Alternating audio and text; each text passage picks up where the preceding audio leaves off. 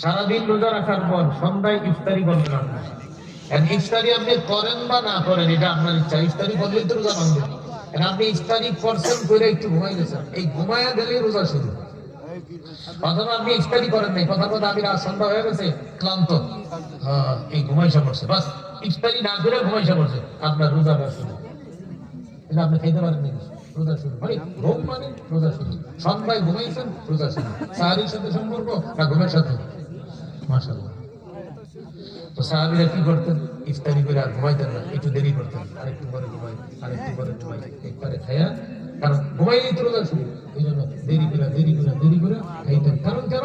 আমি ঘুমায় গেলাম, রোজা শুরু। কাইস ইবনে সিরমা কৃষি কাজ করতেন। তিনি সারাদিন কৃষি কাজ করার পর সন্ধ্যায় আসতে বাসায় এসার স্ত্রীকে বললেন, তাহলে নাকি তো আমন, তোমার কাছে ইফতারি রেডি আছে? স্ত্রী বললেন, আমি যাবো আর আসবো, তুমি একটু অপেক্ষা করবেন। স্ত্রী গেলেন, ইফতারি আইনা দেখে স্বামী ঘুমাই গেছে। বলা মাত্র আইনাইয়া স্বামীর দুই চোখকে ঘুম পরাজিত করে দিছে, মানে চোখের কাছে উনি হেরে গেছে, উনি ঘুমায় গেছে। স্ত্রী বলেন, আহা হাইবাতাল্লাহ, আহারে কি কষ্টটা হবে আপনার, আপনি খান নাই, প্রচন্ড গরমের দিনে সারাটা দিন রোজা রাখলেন, আবার যেহেতু খান নাই, তার মানে আজকে সারা রাত না খেয়ে থাকবেন, আগামীকালও সারাদিন না খেয়ে থাইকা এই সময় যদি আপনি জাগ্রত থাকেন তাহলে ইফতার পাবেন, সারা ইফতার পাবেন। তাহলে বুঝলেন, আজকে সারাদিন, এরপরে রাত যাবে, এরপরে আবার কালকে সারাদিন। আর সৌদি আরবের গরম 48 ডিগ্রি, এটা স্বাভাবিক গরম। কত 47-48টা আপনার হইতে দেয় নাই, 47-48।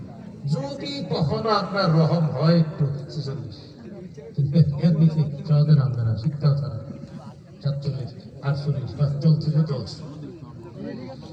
এরকম প্রচন্ড গরমের দিনে রাতের বেলা যেহেতু ঘুমায় গেছে, বাস রোজা শুরু। আর সাহাবীরা আল্লাহর বিধান তো পালন করে রাতে রোজা রেখা যায়, পরের দিন আবার কৃষি কাজে গেছে। আপনারা জানেন, যারা কৃষি কাজ করে তারা একদিনও কাজ মিস দিলে এই যে আপনার জমির ঝামেলা হবে, সমস্যা হবে। কৃষি কাজ যারা করে, আজকে আমার এই কাজ, কালকে ওই কাজ, পানি দিতে হবে, পরের দিন এই করতে হবে, উর্বর করতে হবে, এইভাবে একটা জমিনকে কৃষি কাজের উপযোগী করে তুলতে হবে। সাহাবী পরের দিন গেছে কাজে যাওয়ার পর তিনি কাজ করতে করতে ফালাম্মান তাসাফান নাহার, যখন রৌদ্র প্রচন্ড হলো, একটু দ্বিপ্রহর হলো, বসিয়া আলে বেহুশ হয়ে গেলেন।